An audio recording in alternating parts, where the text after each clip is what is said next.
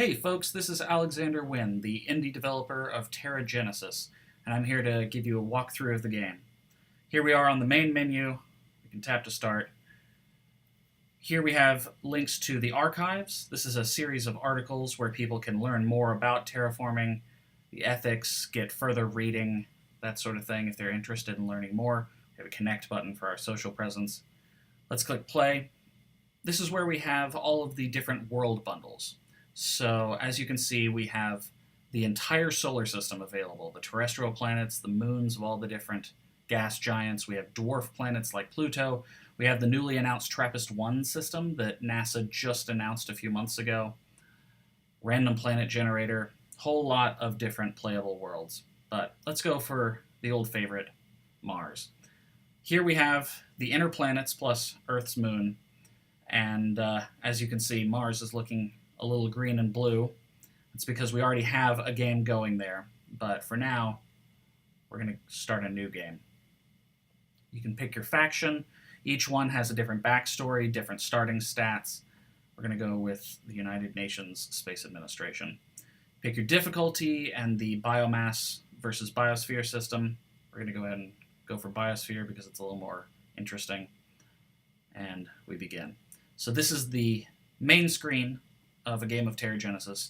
We've got this nice minimalist interface and our planet gently rotating in the background there. So let's begin by starting a colony on Mars, shall we? So we go here, we can found a new colony. Brings up this nice map of Mars, courtesy of NASA. As you can see, it's in incredible detail. You can also switch to elevation. This will become important later when the sea levels start to rise because you don't want your cities to flood. For now, let's place a nice colony down here by the Valles Marineris. This is one of the default city names. They're drawn from literature about Mars, from scientists throughout history, cultures from all over the world.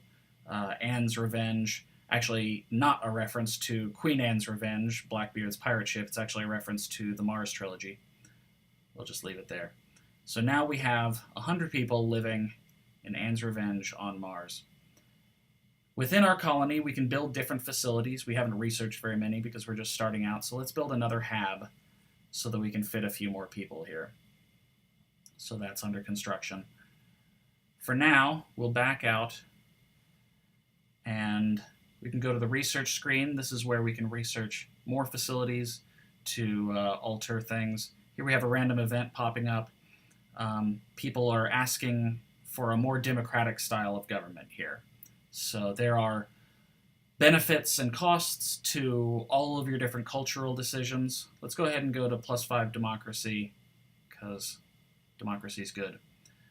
As you can see here, this is our research screen. We'll go ahead and start researching some thermal dust because we're going to want to start thickening up the atmosphere right quick. For now, let's go to that culture screen and check out what we did. As you can see, we have +1 points to spend in culture. So we go in here. These are our 5 culture sliders. At the top is the victory condition. The game is over when your planet achieves independence from Earth. You've formed a new society with its own government, its own economy, its own values and policies, and it is now its own civilization. But for now, we're not quite ready to start moving toward that. So let's go ahead and spend this culture point. As you can see, each one of the different sliders is it's a tug of war. So as you lean further one way, you'll get bonuses, but you'll also get penalties to the other side. So right now we are valuing knowledge more than wealth, which means that our research speed is increased, but our financial growth is being hindered. Let's go ahead and put this one into the economy. Hey, we hit pay dirt in our colony. That's going to give us a nice economic boost.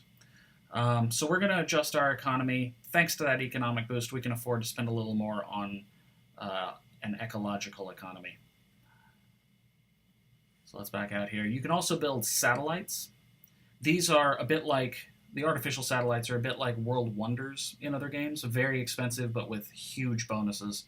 We can also build colonies on the natural satellites. So Mars has 2 moons, Phobos and Deimos, so you can build colonies there as well.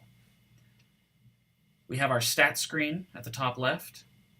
This is where we can track all of our different metrics like temperature, pressure, oxygen, sea level, that sort of thing. As we build different facilities to influence these, this is where we'll come to see whether they're having the right effect, keep our whole planet in balance. And finally, we have the biosphere system. This is where, once your planet is a little more habitable, you can start introducing organisms and actually build an entire ecosystem, one species at a time. So as you can see, we have aquatic and terrestrial trees. Each one is built on a pyramid system. So you have to start with microorganisms in the soil. Once you have enough of those, you can start adding some plants and algae. Once you have enough of those, you can have herbivores and eventually carnivores. So let's go ahead and create a microorganism species. You can select from different phylums. All of these are based on real-world taxonomic trees.